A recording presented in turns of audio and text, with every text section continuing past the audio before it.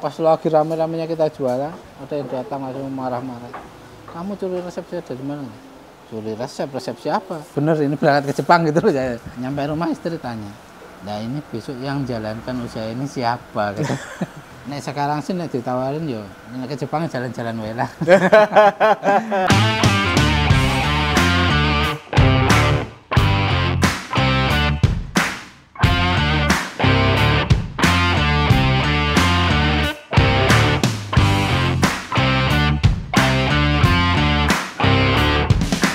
Oke, semangat pagi. Ketemu lagi di Ngobrol Inspirasi. Kita pengen ngangkat cerita-ceritanya teman-teman para pelaku usaha. Nah, hari ini kita sedang berkunjung ke Serabi Pratama dengan Pak Rifai, Pak Slamet Rifai yang punya. Beliau ini saya belum kenal lama sebetulnya, baru kemarin kalau nggak salah di pelatihan apa gitu ketemu beliau, kok ceritanya menarik untuk diangkat gitu. Tapi sebelum ke sana, boleh deh Pak Rifai kenalkan diri panjenengan. Pak Rifai ini siapa, backgroundnya apa, pernah sekolah di mana dan sebagainya. Oke. Jadi selamat sore semuanya. Pagi ya ini tadi ya. Oh pagi, semangatnya kan tetap pagi. Semangatnya tetap semangat pagi ya. Oke. Jadi perkenalkan, nama saya Slamet Rifai. Saya asli dari Blitar, Jawa Timur.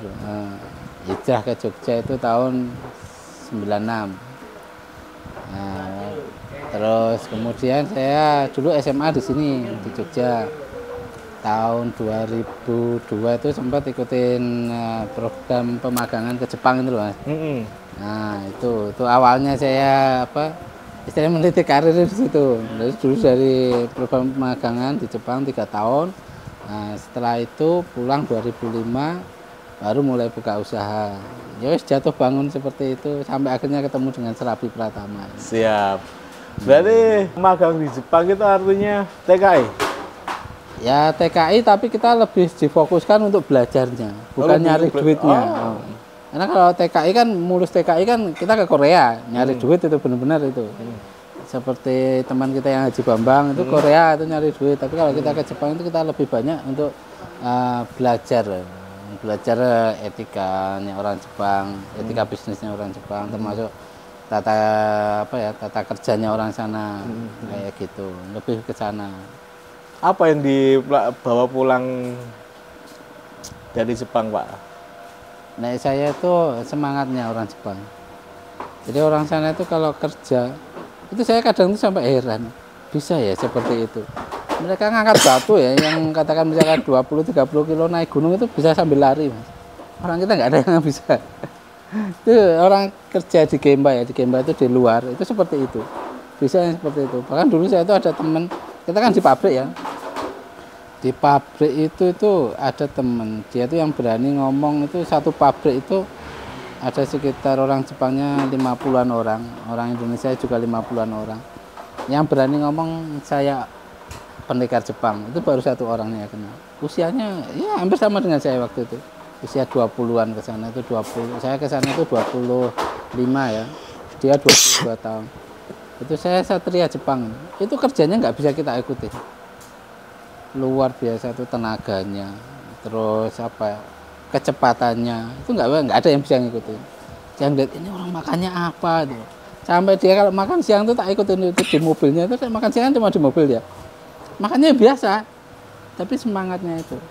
Sama kalau di sana itu orang Jepang itu pendiriannya, saya nggak harus sebagai seorang penemu ya, tapi saya akan sebagai pengembang gitu. Nah, mereka loh bagaimana. Jadi seperti motor itu kan sebenarnya Honda dan lain sebagainya yang menemukan bukan orang Jepang ya, tapi mereka yang mengembangkan kan di orang Jepang itu. Itu terus saya lihat itu sebenarnya IQ-nya orang sana itu nggak jauh-jauh sama kita sebenarnya loh. Jadi etos kerja Pak ya yang diambil dari teman-teman dari Jepang. Iya. Kalau masalah mereka dibilang tepat waktu itu ya memang Jepang itu kelebihannya salah satunya itu. yang itu yang sudah banyak diketahui orang ya. Kayak gitu. Untuk apa? Mereka itu mau kerja misalkan masuk jam 8 ya. Mereka tuh jam 8 kurang 15 itu udah pasti datang di tempat kerja. Cuma sekedar apa? Persiapan Mas, prepare. Jadi mereka punya mesin ini misalkan, mereka kan coba dulu, dipanaskan dulu, dinyalakan dulu sebelum jam kerja loh. Harapannya itu apa? Nanti ketika ini sudah kerja, ini nggak ada trouble gitu loh. Karena trouble, katakan misalkan 10 menit aja trouble, mereka harus memperbaiki dan lain sebagainya. Ini kan nanti ganggu proses produksi yang sudah tertarget kan. Sampai ke sana mikirnya. Terus nanti kalau sore udah selesai kegiatan produksi, misalkan jam 5 pulang bel udah pulang, udah mereka tuh bersih dan lain sebagainya baru itu setelah itu. Jadi wujud apa ya, wujud terima kasih mereka ke perusahaan yang sudah memberi mereka pekerjaan itu ya itu. Jadi mereka itu mau datang lebih awal, pulang lebih akhir. Nah, ya gitu. Itu yang menurut saya sih nilai plusnya itu di situ itu orang Jepang. Itu nggak akan kita temui di Indonesia ya. Nah. Kita kadang kayak gitu kalau di Indonesia ya seperti itu ya. Kayak gitu. Makanya kita tetap saya sih hal yang baik itu bisa kita teruskan di sini. Kita ke teman-teman yang kerja di sini ya. Kita mulai jam 8 ya, tapi jam 8:15 kita datang. Jadi walaupun kita sekedar pagi itu prepare, kita briefing sebentar, kita doa dulu. Orang Jepang sebenarnya sama. Tapi di sana itu nggak berdoa sih, senam dulu. Senam dulu, terus nanti ada pengarahan ya tetapan dari kepala pabrik. Kita nanti mau kerja ini kayak gitu. Biasanya seperti itu kalau di Jepang. 3 tahun di sana? 3 tahun. Nggak lanjut lagi setelah itu? Dulu itu ada keinginan lanjut itu 2011. Waktu itu saya sudah mulai usaha yang Serabi Pratama ini. Karena Serabi Pratama sejak 2007 ya. Waktu itu ada teman dari Madiun telepon. Kamu mau ke Jepang lagi enggak? Katanya bilang. Emang bisa. Kalau mau nanti malam ketemu saya di stasiun Lempuyangan. Kamu beli tiket kereta api, nanti kita turun di Kiara Condong, Bandung gitu. Oke, karena saya pengen tahu itu tadi. Oke, saya langsung beli tiket, siang hari itu berangkat, malam harinya jam 9 ketemu bener dia. Dia udah bawa koper, dia mau berangkat ke Jepang waktu itu. Akhirnya kita ke Bandung, kita ngurus di sana. Saya waktu itu tertarik ke Jepang lagi. Terus kemudian udah bayar saya waktu itu, udah bayar.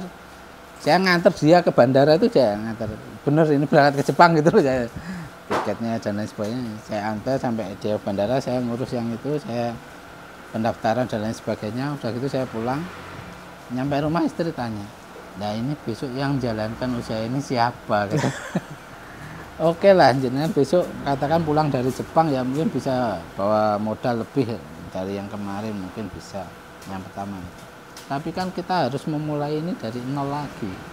Sedangkan usaha ini, Serabi ini sudah menghasilkan rumah loh selama 2 tahun terakhir ini. Istri waktu itu bilang gitu. Bahkan kita waktu itu sudah ancang-ancang mau beli mobil, walaupun belum beli mobil. Kita kalau mau beli mobil sekarang pun sudah ada dananya, masa mau ditinggal gitu loh. Terus besok pulang dari Jepang, bener bawa modal, tapi kan memulai lagi dari nol. Saya pikir-pikir, oh iya ya juga ya, bener juga. Akhirnya bismillah lah, tetap di Indonesia. Akhirnya saya putuskan itu. Yang di Bandung itu saya batalkan. Waktu itu ada potongan administrasi dan sebagainya, wajar ya. Nek sekarang sih nek ditawarin yo, nek ke Jepang jalan-jalan wae lah. Jangan kerja lagi lah. Siap. 2005 pulang ke Jogja ya waktu itu? Iya. Jogja. Mulai usaha apa Pak sebelum ke Surabi? Karena kan Surabi baru mulai di 2007 kalau nggak salah. Iya. Nah. Saya dulu pertama kali itu jualan buah segar itu loh. Nah, jadi pulang 2005 itu dulu beli rumah di daerah Jalan Wonosari. Nah, terus kebetulan itu kan di dekat rumah itu ada di jalan sepanjang Jalan Wonosari itu ada kios disewakan. Saya sewa itu. Waktu itu mau jualan apa ya, masih bingung. Nah, itu calon mertua waktu itu nyarankan jualan buah aja, enak kalau jualan buah. Ya cobalah ya, jualan buah. Tapi karena belum tahu ilmunya ya, jadi cuma sekedar punya uang bisa beli buah terus dijual di sana. Nah ternyata itu cuma bertahan nggak sampai 1 tahun, mungkin 8 bulan atau berapa, udah tak tutup. Akhirnya kiosnya tak oper kontrak. Terus waktu itu jualan kayaknya yang mudah itu melihat orang jualan waktu itu ada jualan orang pisang goreng kremes itu Mas. Itu kan lagi booming waktu itu, banana crispy itu kan di mana-mana dulu. Nah, waktu itu saya pengen itu. Nah, saya coba itu jualan itu. Kebetulan berjejer dengan orang jualan serabi. Tapi orang yang jualan serabi ini bagi saya loh, harusnya dia itu sudah banyak bersyukur. Karena jualannya itu rame dia tuh. Bahkan saya jualan pisang goreng kremes itu belum habis, dia udah habis duluan. Kadang saya baru datang dia udah habis, karena dia jualan dari pagi. Dia pagi jam 8 itu mulai jualan, jam 7 jam 8 mulai jualan. Saya jam 1 baru datang. Nah, kadang kita baru datang dianya udah pulang. Tapi setiap kali ketemu itu orangnya di Jogja itu uangnya kecil. Nah, ya gitu. Emang jenengan biasa hidup di planet mana Mas? Tak bilang itu. Saya biasa di Jakarta katanya. Saya emang lahir di Jogja, teman besar di Jakarta katanya. Kalau di Jakarta saya ini bisa jual 2.000 per biji, di sini cuma 1.000 katanya. Tapi kan laris di sini. Iya Mas, tapi nggak enak juga katanya. Akhirnya dia putuskan untuk kembali ke Jakarta. Terus tak tanya, lah ini usaha jenengan di sini gimana Mas? Gantian wae katanya. Wah nggak punya duit Mas untuk ganti gerobak dan lain sebagainya. Ya besok tak kasih resepnya katanya. Nah benar, besok ya jam 10 datang ke sini. Oke, jam 10 saya datang ke sana. Udah bawa pulpen sama kertas, udah. Sama beliau tulis saja, diktikan ya tulis resepnya itu. Selesai itu orangnya berangkat ke Jakarta. Dan sampai sekarang itu belum pernah ketemu lagi. Jadi waktu itu dikasih resep, tapi terus kemudian keesokan harinya saya coba kan. Saya coba resepnya tuh, kok nggak seenak kemarin ya. Kok beda ya, kadang saya besok cetak lagi, coba lagi, kok bantat ya. Kok keasinan, kok kemanisan kayak gitu. Sampai dulu itu tetangga yang tak kasih itu sampai serabi lagi Mas. serabi lagi gitu katanya waktu itu. Ya, akhirnya dari itu, tapi karena saya yang lihat itu tadi laris ya jualannya, saya tertarik di situ itu. Akhirnya saya harus bikin catatan ini. Dulu kan sewaktu di Jepang itu memang orang harus punya catatan. Kita hari ini mau ngapain itu harus dicatat. Nah, waktu itu saya dari situ tak praktekkan. Saya tambahkan menu ini, saya tambahkan bahan ini, hasilnya seperti apa, itu saya catat setiap hari. Saya catat sampai akhirnya jadi resep yang istilahnya orang ketika saya kasih itu udah nggak komplain lagi. Nggak bilang kemanisan lah, nggak bilang bantat dan lain sebagainya. Udah orang bisa terima. Baru saya berani jualan waktu itu. Dan tetap di kaki 5 itu? Tetap di kaki 5 itu, karena ya punyanya itu kaki 5. Nah, akhirnya waktu itu jualan di kaki 5, alhamdulillah langsung rame Mas. Langsung rame sampai puasa 2008 itu kan bulan September. Saya jualan serabi itu dari 15 Desember 2007. Jadi baru jalan sekitar 8 bulan ya, September itu 8 bulan, 9 bulan ya. Nah, itu keterak puasa itu. Nah, keterak puasa itu kita biasanya jualan dari jam 1 siang sampai jam 9 malam, jam 8 biasanya kayak gitu. Sama istri waktu itu di Kota Gede kita beri perjalanan. Nah, dulu kan awalnya di sana di mana rumah saya kan di Jalan Wonosari kan deket ya. Tapi waktu itu istri kan hamil, terus minta pulang ke rumah mertua di Gamping sini. Nah, kita ngelaju dari sini ke sana. Saya waktu itu jualan di Kota Gede itu, saking ramenya itu sempat ada yang labrak. Dibilangnya saya mencuri resepnya dia. Pas lagi rame-ramenya kita jualan, ada yang datang langsung marah-marah. Kamu curi resep saya dari mana? Curi resep siapa? Ini resep saya yang kamu jual. Anda bilang itu dari mana? Sumbernya apa? Saya bilang, ini kamu bayar, pasti bayar karyawan saya, kamu bayar berapa ini? Kamu dapatkan resep ini. Pak, saya itu dapat resep itu, saya harus uji coba sendiri. Ini loh, tak tunjukkan catatannya. Saya tiap hari bikin kayak gini ini loh. Saya kalau jangan mau catatannya, tak kasih catatannya. Saya bisa dapat resep seperti ini tuh saya ngereko sendiri, saya bilang gitu. Kamu, saya nggak percaya, kamu tak laporkan ke polisi gitu. Silahkan Pak, ayo Pak, tak kancanin, harus lapor. Saking mangkel saya waktu itu. Akhirnya ya nggak jadi lapor ternyata tadi. Alhamdulillah itu berjalan sampai puasa itu tadi turun penjualan Mas. Karena bisa sampai malam kan. Naik di kota gede itu kan mayoritas muslim. Nah, kita itu naik habis maghrib itu udah kayak kuburan, jadi itu sepi banget. Semua orang udah masuk rumah terus ke masjid kan. Saya barang serabi sisa tak bawa pulang kan dari rumah mertua. Mertua tanya, "Le, jualannya masih?" "Nggih, Pak." "Besok ijik meneh, Le." "Nggih, Pak." Besok meneh kayak gitu. Sampai saya tuh aduh, akhirnya nggak enak juga kan. Setiap hari ditanya kayak gitu. Sampai daripada ini tak bawa pulang, tak kasihkan aja ke orang. Waktu itu saya ada ide tak kasihkan ke takmir masjid yang malam hari ada tadarus kayak gitu kan. Habis sholat taraweh gitu tak kasihkan. Nah, waktu itu tercetuslah ide untuk bikin serabi yang digulung itu. Yang seperti ini. Ini kan serabinya udah digulung ya. Yeah. Dulu itu sebelumnya belum digulung ini Mas. Ini tuh masih bukaan, nah seperti ini, seperti gambar ini. Itu tuh dulu awalnya itu dari takmir masjid malah. Jadi dia saya kasih, dulu kan kemasannya masih terbuka gitu. Nah, kadang itu kita kasih 10 itu kadang sampai tempatnya jadi 1 Mas. Karena kan lengket ya, nempel gitu. Ditumpuk di box itu. Iya pantas lengket. Lengket itu. Akhirnya dari situ Mas mbok ya digulung. Terima kasih udah dikasih serabinya, bagus, enak. Tapi ini loh Mas kadang jadi 1.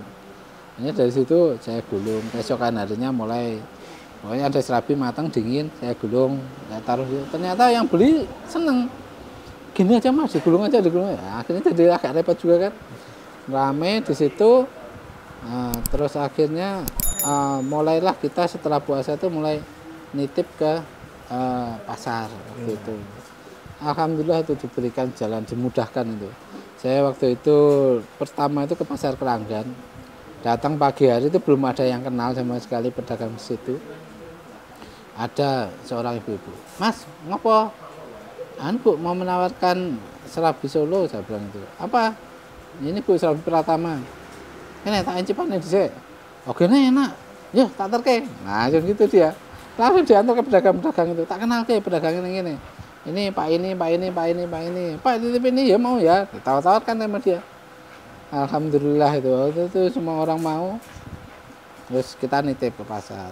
Nah, mulai dari nitip itu produksi yang awalnya cuma yang di pasar itu awalnya cuma kalau kita ada sisa dari gerobak itu tadi, akhirnya gerobak saya tarik. Saya produksi di rumah. Fokus untuk nitipkan di pasar. Karena di pasar Jogja itu dulu serabi gulung itu saya yang pionirnya. Belum ada yang lain yang jualan serabi digulung itu di pasar di Jogja. Nah, waktu itu kita pionirnya, ya alhamdulillah diterima di pasar dan hasilnya usaha itu berkembang sampai sekarang ini. Sampai hari ini. Nah, sampai hari ini. Hari ini bisa berapa tempat Pak untuk serabi ini? Untuk pelanggannya? Tempat mitranya. Oh, mitranya. Hari ini itu ada sekitar 30-an. Nah, dulu itu sempat sampai 60. Karena waktu itu pandemi itu kan. Pandemi itu ada yang teman kita yang terkena virus itu meninggal terus nggak lanjut. Ada juga yang memang penjualannya belum bisa balik lagi seperti dulu, akhirnya nggak ngambil dulu. Problematikanya di situ tadi. Sekarang dengan 30 pedagang itu ya alhamdulillah kita ada naik serabi itu sekarang ada 5 orang karyawannya yang kita ikut kerja kita lah. Gitu. Khusus ngelola serabinya. Untuk serabinya ya. Mulai dari yang bikin adonan, terus yang cetak sama yang menjual itu tadi. Sehari sampai berapa kilo hari ini untuk serabinya? Hari ini mungkin sekitar 10-an kilo Mas. Itu nanti jadi sekitar 1.200-1.500 biji lah. Banyak Pak ya? Ya dulu sempat kita sampai 60 kilo Mas. Sehari? Ya, itu sekitar 6.000 itu, 6.000-7.000 serabi. Sempat kita jangka itu dulu pelanggannya 60 orang. Tapi itu tadi pandemi itu benar-benar merubah semua ya. Tatanannya rusak. Berarti surutnya pas pandemi kemarin? Iya, benar-benar surut itu pas pandemi itu. Nah kita sempat sampai didatangin petugas karena istri waktu itu terjangkit sama anak. Harus tutup Pak, nggak boleh buka minimal 9 hari lah katanya. Oke, kita tutup 9 hari waktu itu. Tiap hari datangin petugas pakai APD itu, semprotin, nah itu pergi lagi. Cuma waktu itu saya di hari ketiga itu tak nego, Pak. Mbok ya jenengan itu nek datang ke sini parkirnya masuk, Pak. Jangan di seberang sana, Pak. Ngeden-ngedeni uang, Pak. Iya kan? Iya, iya. Nah, tak suruh parkir masuk sini tuh. Mau nyemprot sehari 10 kali boleh, Pak. Tapi jangan parkir jangan di seberang sana. Jangan parkir di seberang sana itu nanti orang lewat itu wis kayak ngeliat hantu, Pak, ngeliat jenengan nanti lah kita saya punya pesugihan hantu lah. Akhirnya mau mereka masuk ke sini semprot kayak gitu. Ya harus isolasi mandiri waktu itu. 9 hari dan menyurutkan penjualan dari Surabi. Iya, itu akhirnya pelanggan yang kemarin ada sudah jadi langganan kita, akhirnya kan ada yang pindah ke pelanggan yang lain, ke teman kita yang lain. Ada juga yang bertahan, gitu. Akhirnya itu tadi. Sekarang ya alhamdulillah, dulu itu bisa sampai 20-an orang masih kerja di sini. Surabi. Sekarang tinggal 5. 5 orang. Ya, 5. Aku lihat selain Surabi ada produk kue kacang. Ini kue kacang. Yeah. Sampai akhirnya ngembangin produk seperti ini gimana ceritanya, Pak? Yang kue kacang itu kemarin tuh awalnya kan kita pandemi pas lagi parah-parahnya itu ada orang datang ke sini. Pak, saya mau ngelamar. Ngelamar apa, Pak? Ngelamar untuk jadi salesnya Surabi katanya. Lah kita penjualan lagi menurun nih, Pak. Nggak apa-apa, nanti saya bantu jualkan, Pak. Dan gitu. Saya bantu jualkan, ya hidup-hidup mau tambah-tambah saya, Pak. Tambah jenengan maksudnya? Ya, saya sudah punya dagangan. Dagangnya apa, Mas? Saya dagangnya kue kacang, Pak. Nah gitu. Loh, kue kacang, ya coba saya lihat. Lihat ya, menunjukkan barangnya dilihat. Boleh tak incipin, Pak? Boleh katanya, saya incipin. Terus kenapa Pak ini nggak dilanjut itu kue kacangnya, saya bilang itu. Ini udah lama di sini. Udah, Pak, udah 4 tahun dia bilang itu. Lah kok nggak dilanjut kenapa? Ya, Pak, sejak pandemi ini itu penjualan saya surut, Pak. Tapi bukan karena kondisi yang di luar, tapi kondisi di dalam katanya. Maksudnya, Pak, kemarin sebelum pandemi si bos saya itu ikut pelatihan itu loh, Pak, di mana-mana itu di hotel-hotel itu terus dapat bayar besar, Pak, dari Semarang sama Jakarta. Nek dulu itu salesnya cuma saya sama teman saya, Pak, 2 orang. Nah sekarang dapat bayar besar itu saya nggak kebagian, Pak, dagangan itu. Padahal dulu saya memperkenalkan Surabi ini 4 tahun yang lalu, Pak, itu di Jogja itu saya yang pertama kali jualkan produk beliau. Dulu saya selama itu bisa jual 100 sampai 150 pack per hari. Per hari kue kacang ini ya. Kue kacang itu. Nah, sekarang tuh saya cuma bagian kadang 30, kadang 40. Saya kan nggak cukup, Pak, untuk biaya hidup saya sama keluarga dan itu. Terus waktu itu saya bilang, nek misalkan Mas ini ada yang memproduksi, jenengan siap menjual. Siapa, Pak? Dia tanya gitu. Ya pokoknya nanti ada. Siap, Pak, saya jual. Bisa berapa pack? Saya minimal 120, 130 saya bisa. Sampai 150 pack saya bisa. Karena itu sudah ada pelanggannya gitu loh. Dia cerita seperti itu. Akhirnya waktu itu tak jabat tangan beliau. Beliau itu sambil berbesi saya juga. Itu, Pak, bismillah. Nanti saya yang produksi ini untuk jenengan, saya bilang gitu. Bener, Pak, bener. Nanti kita lihat, jenengan bisa, ya bismillah, saya bilang itu. Akhirnya ya mumet, Mas. Saya dikasih waktu 2 minggu. 2 minggu, Pak, ya, tak tunggu ya. Oke, Pak, 2 minggu. Nah, kebetulan dulu itu pas waktu saya SMA itu pernah ikut jualan kue kacang. Dulu masih modelnya bulan sabit itu punya tetangga sebelah, di kampung sebelah itu ada. Tapi saya tahu itu produsennya udah tutup tahun 2006. Pas waktu saya pulang dari Jepang, itu saya sempat tak cari itu. Nah, itu udah tutup pabriknya karena pemiliknya meninggal, terus anaknya sempat meneruskan, tapi nggak lama terus kemudian bangkrut. Nah, saya kan tahu dulu karena saya memasarkan produk mereka, saya kan tahu ini yang bagian produksi siapa saja. Nah, itu tak cari, Mas, itu. Kemudian setelah saya sanggup ini tadi, tak cari dulu siapa aja yang produksi di sana.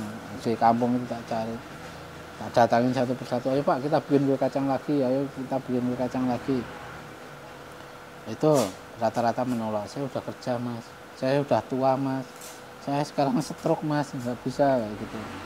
Ada yang waktu itu tak datangin malam hari, saya udah kondisinya seperti ini, tapi saya itu udah bisa mas produksi sendiri, udah bisa, cuman saya sekarang nggak bisa membantu jenengan, kondisi saya seperti ini, stroke kayak gitu. Itu tapi saya punya ponakan 2, coba jenengan datangin ke sana, ke rumahnya itu di sebelah sana gitu. Malam hari jam 9 mas, tak datangin rumahnya, itu si kakak beradik itu tadi, itu lagi teler orangnya, tak dodokin itu malam-malam. Siapa ya? Lun mas, siapa ya? Kayak gitu. Saya mas, saya siapa? Saya nama Rifai. Oh, buka ke pintu loh. Sambil apa jenenge dibuka ke pintu tapi pintunya dihalangi tangan gitu mas. Harus ngopo pak? Mas, dulu pernah bikin kue kacang ya? Oh, pernah. Terus maksud tujuan jenengan ke sini apa katanya? Anu mas, jenengan tak ajak produksi lagi. Aku ini orang kerja gelem pak. Aku bar ditompo kerja pak. Aku bayar pak kerja kuwi. Kerja tempo tuh mas. Aku kerja ning parkir Malioboro mas. Saya nggak bisa meninggalkan itu karena nggak apa. Nek kakak jenengan, kakak saya sekarang udah jualan produk herbal katanya. Udah nggak bisa diganggu dia. Terus tak tunggu di situ agak lama orangnya. Wah ini pokoknya udah nggak ada yang dikunjungi lagi gitu loh. Nah, terus boleh mas ngobrol-ngobrol dulu. Ya boleh. Akhirnya diajak masuk. Jangan tak ajak ngobrol-ngobrol. Bener-bener nggak ada kesempatan mas untuk saya bilang itu untuk minimal belajar sama jenengan lah. Oh segini lah pak, main gampang, tur cepet sama aku nanti mulai. Kalau jangan mendem mas. Tak aneh resepnya baik, catatan loh. Jadi dikasih resepnya, tapi itu resep itu benar-benar valid mas. Apa adanya itu praktekkan langsung jadi. Luar biasa di situ. Kue kayak caranya gimana mas? Caranya gini. Besok tak praktekkan jadi. Tapi saya emang masih kurang apa ya? Ada yang kurang pas lah dengan itu menurut saya loh ya. Akhirnya sedikit saya rubah. Ada yang tak rubah karena ada banyak tepungnya yang tak tambahin, bahan lain kayak gitu. Terus kapasitas kacangnya ya itu yang saya tambahin. Minyaknya itu yang saya ganti karena dia ngajarinnya pakai minyak yang curah itu, saya tak ganti minyak yang udah kemasan kayak gitu. Nah itu yang saya ganti. Nah, akhirnya begitu ini jadi, tak telepon si sales ini tadi, Pak barangnya udah jadi, jenengan kesini. Oh siap. Nah, sore hari itu habis muter datang sini, terus nyicipin. Kok asin ya Pak? Jogja itu suka manis loh Pak. Saya pertama kali komennya itu, nggak apa-apa Pak, ini nanti akan jadi ciri khas produk kita. Tapi nggak apa-apa ya, nggak apa-apa. Tak coba nih Pak, dia bilang itu. Dicoba, saya bawa, Pak ya nanti saya kan bisa 100, misalkan sekarang kan bisa 100 atau 120. Saya tetap bawa yang di sana dulu, saya nggak bisa ninggalin sana nanti naik produknya dengan bisa diterima pasar. Enggak saya tiwas lepas di sana, saya kan dapur harus tetap ngebul Pak katanya. Nah oke Mas nggak apa-apa, jangan bawa yang di sana berapa, nanti bawa punya kita berapa. Oke, akhirnya saya waktu itu sambil kita pelajari Mas yang pas itu seperti apa, cara proses produksinya seperti apa, tak tandangin dulu Mas waktu itu. Terus saya kewalahan, saya ajak karyawan, saya libatkan karyawan. Akhirnya dari situ produknya bertambah. Nah itu setelah dipasarkan itu sekitar berapa ya, 4 bulan berikutnya si sales ini ngomong, benar Pak kata jenengan itu, saya itu dulu Pak 4 tahun itu boleh dibilang nyales itu nomaden, berpindah-pindah. Jadi misalkan di sini 3 bulan itu biasanya katanya konsumennya udah kayak bosen itu loh, jadi dia pindah ke tempat yang lain dulu, nanti setelah mungkin 3 bulan lagi balik lagi ke sini kayak gitu. Itu untuk produk dia yang sebelumnya yang full manis ya katakan seperti itu. Nah alhamdulillah dengan produk kita yang ada asinnya ini, dia tuh hari ini tuh sudah nggak perlu pindah-pindah lagi. Bener ya Pak yang jenengan katakan itu dulu, saya tuh langganan saya ini udah 4 bulan itu tetap suka ya Pak ini yang ini malah. Saya nggak perlu pindah-pindah lagi. Bahkan sampai hari ini pun sudah hampir 3 tahun beliau di sini. Itu tuh udah nggak pernah cari pelanggan baru. Masih salesnya yang Iya, gitu masih. itu. Oh. Itu masih. Bahkan itu tak jadikan sales utamanya itu di situ. Jadi nanti kalau ada yang lain itu harus pengetahuan dia. Saya harus bikin sepakatan sama dia juga. Karena jangan sampai saya yang ini kerjasama udah baik, nanti saya ada sales yang baru, jadinya nggak baik yang ini gitu loh. Nah, akhirnya itu kemarin kemasan itu yang kita bedakan. Kalau beliau itu ngemas ada kemasan kecil, nanti ada kemasan yang beda. Jadi dibedakannya ini, misalkan yang ini tuh tadi, nah yang ini ya, nanti ada yang beda seperti ini. Ini beda sales, tapi nanti dia ngikut mas ke sales yang pertama ini tadi. Jadi dia setor ke sana, ini ngikut, setor ke sana, ini ngikut. Gitu. Nggak apa-apa kayak gitu? Nggak apa-apa. Sama-sama serabi pratamanya lah? Iya, yang serabi nanti kan pasangannya sama yang kek pisang ini. Oh.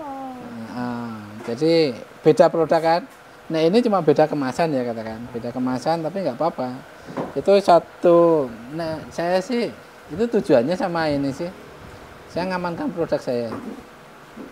Jangan sampai nanti ini misalkan sales ini misalkan dia putus di tengah jalan, ya saya nggak tahu pedagangnya lah, itu pedagangnya sudah gue. Saya nggak bisa kan ngedetek semuanya kan. Saya nggak mau di situ, makanya ini tak dobelin. Sales itu harus double apa? Saya double backup data juga lah, intinya seperti itu. Jadi nanti sales serabi sama yang sama-sama kue basah. Yang ini beda kemasan ya. Bahkan nanti besok itu ada lagi kue kacang ini nanti kita ganti kue kopi. Jadi nanti kacangnya kita ganti kopi. Itu nanti ya tinggal jadi 3 kan. Ngikutin jalur yang sudah dibuka tadi ya. Jadi nanti triple ya bukan double lagi. Harapannya seperti itu. Itu saya yang jelas untuk mengamankan data. Terus saya juga memberi pemasukan kepada si yang punya database ini tadi. Jadi setiap ada sales ngikut ke dia, ini ada sharing profitnya ke dia. Kayak gitu. Jadi saya ngamankan ini biar walaupun misalkan ya ini nanti orangnya misalkan Pak saya hari ini libur, tapi sales yang satunya, yang kedua, sales yang kedua, sales yang ketiga jualan, dia kan tetap bisa ngikut, tetap bisa. Pak itu yang libur tagihnya saya tarik sekalian, nggak apa-apa. Dia yang sales pertama bilang nggak apa-apa, ya oke lanjut aja. Jadi nanti pemasukan kita itu tetap, misalkan ini libur ya kita tetap lah dapat itu pemasukannya. Harapannya gitu. Berapa sales sekarang Pak? Sekarang ada 5 sales. 5. Dengan total toko itu sekarang hampir 2.000 sih. 2.000?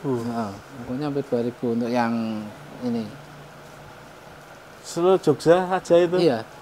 Orang kita mulai dari warung kecil sampai warung yang besar masuk semua. Pokoknya yang mau gitu kita sikat aja lah. Kita masukkan aja gitu.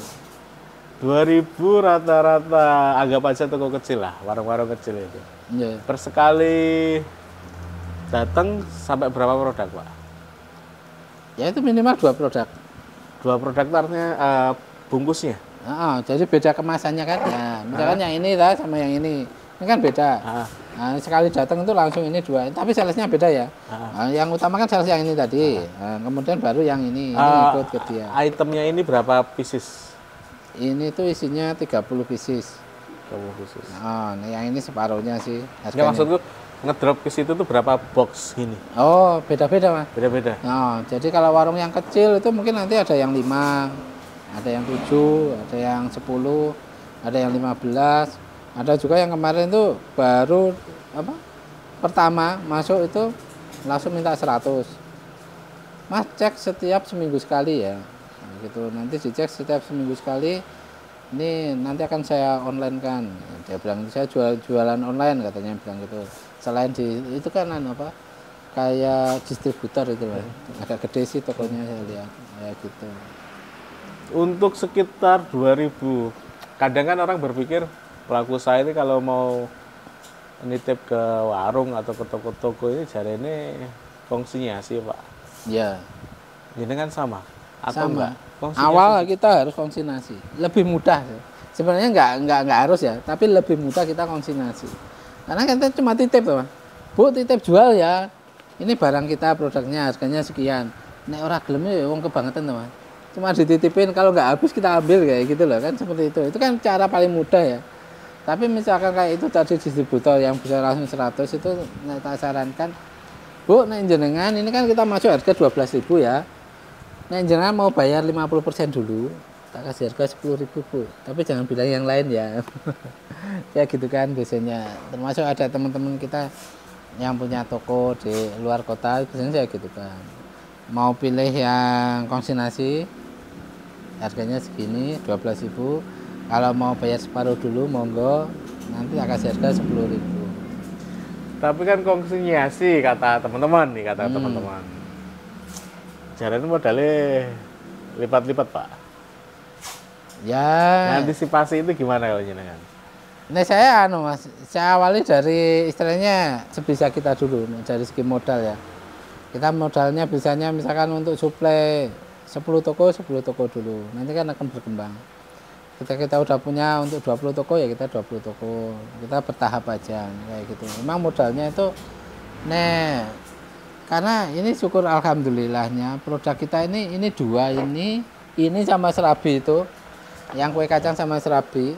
Nah, ini itu dua pangsa pasar yang berbeda sih sebenarnya. Jadi yang satu, yang ini tuh harian, Mas. Konsignasi harian. Jadi setiap hari kita pagi nitip barang, siang kita ambil udah dapat uang. Nah ini kita per 1 bulan. Nah, jadi saya yang untuk harian kan udah tercover dari itu. Nah, itu dapat modal, saya baru mengembangkan yang ini. Seperti itu. Sebulan tuh panjang ya, Pak? Panjang. Tapi ya bener sih. Bertahap tadi kuncinya. Iya. Bertahap. Kalau masih bisa 1-2 toko ya kerjain 1-2 toko dulu ya, sampai pada akhirnya modalnya siap nambah toko-toko lagi nambah toko lagi. Ini tadi kita cerita lebih banyak enaknya aja nih sebagian besar nih. Betul. Tantangan terbesar atau terberat dialami oleh Serabi Pratama dengan semua produk turunannya ini apa, Pak? Tantangannya itu kita ini cerita enaknya ya tadi ya. Cerita nggak enaknya itu ada juga yang nggak enak itu. Jadi waktu itu kita sudah bikin adonan 50 kilo. Itu kalau dicetak itu sudah sekitar 6.000 lebih, hampir 7.000 piece serabi waktu itu. Kita udah bikin adonan dari siang hari sampai sore, malam kita cetak. Nah, Gunung Merapi meletus itu kan itu maghrib ya. Maghrib meletus, kita lanjut aja cetak, toh kita nggak kena imbasnya terlalu kan waktu itu, tetap cetak aja. Udah selesai cetak malam jam 12 malam di packing semua udah selesai, udah langsung ditata ke motornya salesnya sekalian, besok pagi tinggal berangkat. Nah sales pagi jam 4 berangkat ke pasar itu nggak ada satupun pedagang yang datang. Bahkan setugel round, Mas. Nah, itu terus salesnya bingung, Pak ini barang mau dikemana? Nah, emang kenapa? Nggak ada pedagang satupun Pak yang datang Pak ke pasar. Ya udah bawa pulang aja. Oke, bawa pulang. Bawa pulang, kita kumpulkan semua karyawan. Ini enaknya mau diapain? Serabi soalnya ya? Iya, serabi. Ini cuma bisa untuk 24 jam. Kayak gitu. Terus akhirnya, Pak ke panti asuhan. Ada kenalan di sana atau ada rekomendasi? Ada Pak, berapa santrinya? Ada 100. Oke, kita bawakan 200 ke sana. Pak ada sana panti jompo, oke kita ke sana. Akhirnya itu siang hari sekitar jam 9-an, itu kan sudah mulai rame ya, orang sudah mulai lalu lalang itu. Nah, udah kita bagi-bagiin, kita plastikin 10-10, siapapun yang lewat kita kasih. Akhirnya habis juga alhamdulillah, tapi nggak dapat duit. Dapat amal ya? Iya, dapat amal ya. Insya Allah. Ya. Nah, insya Allah ya. Itu sempat terjadi 2 kali Mas. Satunya pas waktu Gunung Kelut kemarin tuh. Oh, Gunung Kelutnya di Jawa Timur. 14 itu. Iya kan? Itu Gunung Kelutnya di Jawa Timur, di Blitar. Yang meletus di sana abunya sampai sini. Mungkin nyari saya itu. Gak hanya nyari Bapak itu, nyari yang lainnya. Soalnya itu pas saya akad nikah itu, saya nikah di Jawa Timur, pulang-pulang niatnya sampai kosan, sampai kontrakan itu mau tidur nyenyak itu kita harus bersih-bersih tebus segini tebelnya. Nah, iya kan. Sate Kelut itu. Nah, luar biasa.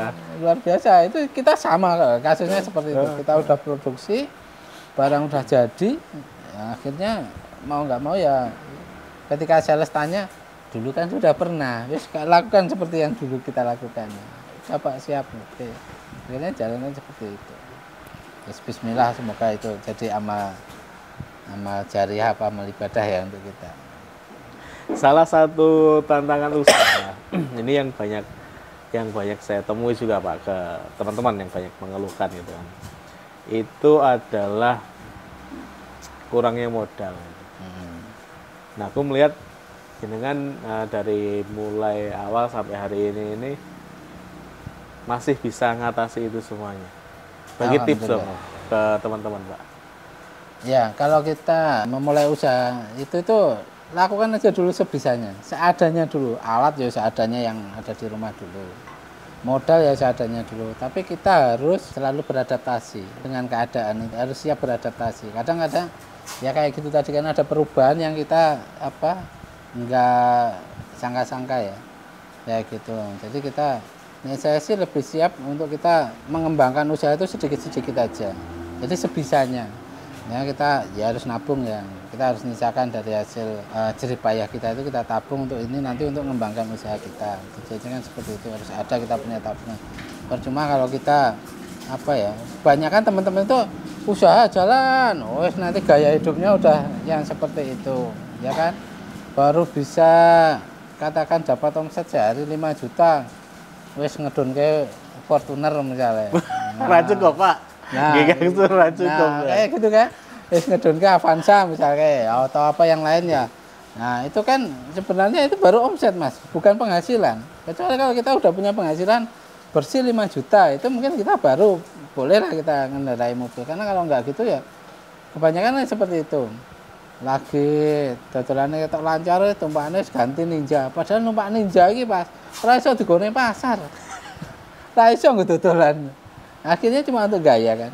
Jalan ke sana terus usaha biasanya dipasrahkan ke orang lain. Dia udah ngikutin gaya yang itu akhirnya jatuh lagi, ngulangi lagi. Nah, saya mendingan alon-alon yang penting kita harus punya tabungan. Nanti ada seperti ini misalkan kan kemarin ada yang butuh kita modalin, akhirnya kita punya modal tadi ya kita siap gitu. Mendingan kita seperti itu daripada mohon maaf pinjam di perbankan ya, kadang itu malah jadi nggak fokus. Saya dulu pernah ngalami kayak gitu, jadinya malah nggak fokus bertahun-tahun. Kok kayaknya usaha jalan di tempat ya. Saya mikirnya waktu itu seperti itu. Akhirnya itu saya tutup. Ya, alhamdulillah malah sekarang malah bisa berkembang setelah itu. Gitu. Ini kuncinya memang mengelola uang dengan cermat ya. Dapat seberapapun dikelola. Jangan lupa nabung karena mau tidak mau usaha ini pasti butuh tambahan modal, butuh pengembangan. Kalau kita tidak pakai skema hutang ya mau nggak mau kita harus nyiapin modal kita sendiri. Dengan cara apa ya? Menyisihkan sedikit demi sedikit dari hasil yang kita dapatkan. Ya buktinya beliau kalau dihitung tahun ini kan sudah 2007 di Surabaya Pak ya. 2007 sampai hari ini sudah 2023, artinya sudah lebih dari 15 tahun. 15 tahun. Dan masih survive sampai hari ini. Usaha Surabaya pun masih ada dengan tambahan-tambahan produk turunannya. Itu pun tidak terlepas dari kemampuan beliau untuk membaca peluang tentunya. Terus Pak, buka reseller buatan? Belum sih, belum. Termasuk online itu kita belum Mas. Gojek, GrabFood itu belum. Kita masih benar-benar offline. Orang lama berarti. Orang lama. Tapi ya nggak apa-apa, karena memang keahliannya ada di sana, meskipun tanpa digital pun kalau memang kuatnya di sana ya kenapa enggak? Toh juga hari ini 2000 toko itu bukan angka yang kecil Pak. Untuk nembus 2000 aja sebetulnya itu sudah effort sendiri gitu loh. Kadang teman-teman ini mau nitip jual ke satu toko aja buat ditolak, maju mundur. Nah soal itu Pak, bagi tips dong, apa ya, kadang maju mundure nggak berani untuk nawari itu kadang jadi momok juga ke teman-teman. Apa yang bisa jenengan bagi terhadap teman-teman soal band wani gitu? Ya, setidaknya ya, kalau kita misalkan nawarkan produk ini ya, kita masuk dulu ke satu toko. Yang pentingnya masuk dulu, tanya di situ, permisi Mbak, misalnya tanya kasirnya, kita mau nitip barang ini. Kalau kita berani maju dulu ya, masuk ke toko itu aja dulu. Karena kalau belum berani masuk ke toko itu nggak berani ngomong, Mas. Nanti kalau udah masuk ke toko itu paling tidak kita harus berani ngomong kan. Masuk ke sana kita mau diem aja kan, pasti ditanya juga ya, Mas. Nah, ketika kita sudah masuk, ketika kita sudah di dalam, kita harus berani ngomong. Kalau kita memberanikan diri untuk itu tadi, kita kan ada dua kemungkinan, antara ditolak sama diterima. Tapi kalau kita masuk tokonya aja nggak berani, kan cuma satu kemungkinan, pasti kita nggak akan berani, nggak akan masukkan ke toko itu. Intinya seperti itu. Jadi ya kadang itu jadi apa ya, jadi tantangan ya buat mungkin teman-teman yang baru memulai usaha, mau menawarkan produk. Yang penting menurut saya sih mau masuk toko aja, udah anggap aja, misalkan ini malu bawa ini ya, simpan aja dulu di belakang ini, masuk ke tokonya. Orang kan akan nganggap kita tuh mau jadi pembeli atau apa kan. Begitu masuk di dalam, permisi Mbak, paling nanyain, Mbak permisi kita mau nitip barang seperti ini, barang dagangan seperti ini. Paling enggak kita ngomong kayak gitu, Pak maaf Pak, sudah ada, sudah banyak barang seperti itu, biasanya di sini nggak laku, nggak apa-apa kayak itu. Mbak boleh dicoba dulu Mbak, nanti 1 minggu 2 minggu, toh ini kan saya cuma titip Mbak, ini nggak keluarkan modal, kita cuma titip, nggak laku nanti saya ambil dengan ikhlas dan bersyukur, wes nggak apa-apa lah, tak bilang gitu kan. Ya wes lah, taruh sana katanya, biasanya kayak gitu, rotok ketus nggak apa-apa, kita taruh aja. Taruh di mana Mbak? Di sana. Berapa? Nggak usah banyak-banyak, 10 aja, oke 10. Nah, nanti ketika sudah masuk barang itu ke sana, ya nanti tinggal kita lihat barang kita itu di sana seperti apa. Nanti kita lakukan pengecekan seminggu, misalkan kita datang ke sana, datang beda ya, datang beda, pura-pura jadi pembeli nggak apa-apa lah. Datang yang kedua itu, nah, ketika kita cek, kita taruh, tadi kan tahu ya raknya di sebelah sana misalnya, wah barangnya tinggal 3. Nah, itu kan kita membangun kepercayaan diri kan. Nah, kita datang lagi, masuk, kita mungkin keluar, ambil lagi barangnya. Mbak itu tinggal 3 saya tambahin ya, baru ngomong kayak gitu. Nah itu biasanya, oh apa Mas? Iya itu tinggal 3. Oh ya yes, itu yang 7 bayar dulu. Nah dari situlah kita biasanya belajar dari seperti itu. Karena kalau kita nggak berani memulai, ya kita nggak akan dapat apa-apa. Jadi berani aja dulu memulai. Toh ya itu tadi, kalau berani memulai ada 2 kemungkinan kan, antara berhasil atau gagal. Kalau nggak memulai pasti gagal. Pasti gagal. Menarik. Harus berani jadi teman-teman. Ya ditolak itu sudah sewajarnya gitu. Pasti setiap orang mengalami hal itu. Cuma kan tinggal bagaimana kita nego lagi ketika ditolak, ya bagaimana bisa masuk lagi dengan nego, dengan cara yang berbeda mungkin, atau mungkin dengan nego yang berbeda agar bisa masuk ke sana. Buktinya hari ini beliau 2000 toko menurut saya luar biasa banyak ya, meskipun kalau dilihat dari mulai warung di pinggir desa sampai toko-toko kan ada semua dari 2000 itu. Tapi overall ya angka yang nggak banyak orang bisa tembus itu Pak di 2000 toko ini. Oke Pak, ngomongin soal serabi, hari ini serabinya punya berapa varian rasa Pak? Kita itu kalau pesanan itu ada coklat original, pisang, nangka, itu 4 itu yang siap gitu loh. Tapi kalau yang rutin setiap hari kita produksi cuma coklat sama original. Coklat sama original. Karena yang pisang sama nangka ini itu dia nggak tahan lama Mas. Karena ada buah segar itu tadi ya. Nah itu biasanya itu membuat adonan serabinya jadi nggak tahan lama. Itu kita cuma melayani untuk pesanan. Seperti misalkan kalau ada yang mau live cooking, punya acara hajatan nikahan kayak gitu, biasanya mereka mau pesan, Pak yang rasa nangka, rasa pisang, siap, kita nggak apa-apa seperti itu. Karena live cooking nanti kan kita masak di situ, terus setelah itu nanti langsung disajikan kan seperti itu. Jadi nerima pesanan khusus event tertentu Pak ya? Iya, jadi itu tuh dulu awalnya itu kita dapat undangan untuk ikut baking demo di Hotel Tentrem Yogyakarta itu kan. Kita dapat undangan ke sana, kita datang ke sana. Setelah baking demo selesai acaranya, sesi foto-foto itu. Nah, saya waktu itu kebetulan foto itu dekat sama chefnya yang ada di sana. Terus ngobrol-ngobrol-ngobrol, beliau nanya, Pak, ini produknya apa? Terapi Pratama, saya bilang gitu. Terapi Pratama, iya. Itu seperti apa Pak? Itu seperti serabi Solo itu pada umumnya, saya bilang itu. Kebetulan waktu itu saya bawa sampelnya, kayak ini loh Mas. Sama beliau diincipin. Oh ini enak Pak. Pak live cooking di sini bisa ya? Kapan? Yos, nanti setiap saat kita kabari. Nyerah siap aja. Oke lah saya bilang gitu. Oke, terus kemudian keesokan harinya beliau telepon Pak, kita tukeran nomor HP ya. Oke.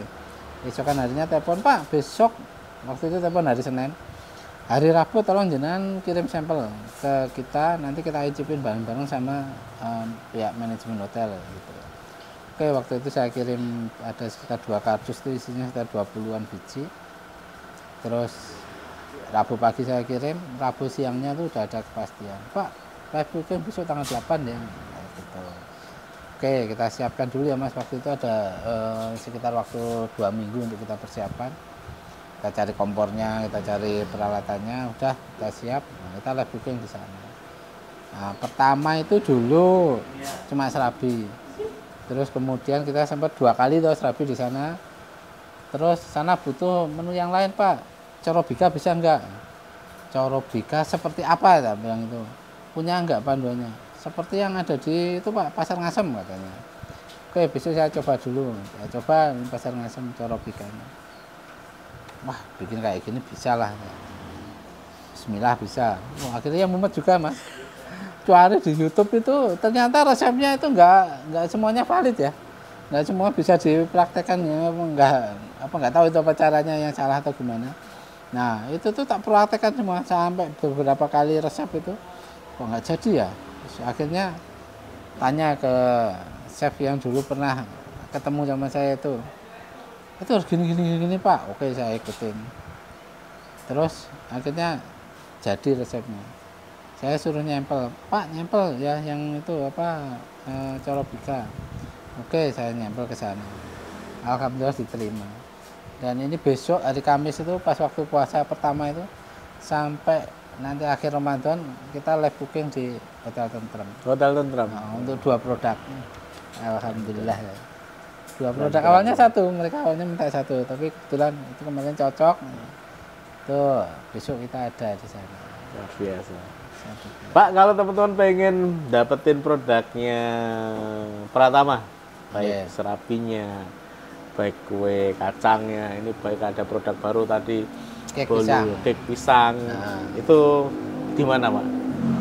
Itu di Jogja itu kita ada di Sono Pakis Kidul ya, untuk ini tempat produksinya sini Sono Pakis Kidul, R3 Ngestiharjo, Kasihan, Bantul. Itu kalau di map itu di Serabi Solo Pratama. Yes, nanti kita taruh di kolom deskripsi termasuk kontaknya jika teman-teman pengen nyoba produknya.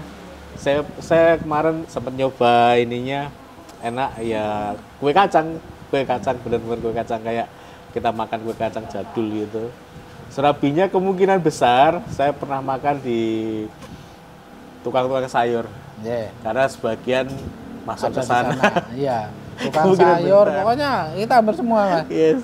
Pasar-pasar itu, tukang sayur, pasar, pusat jajanan, nah, itu kita pasti ada.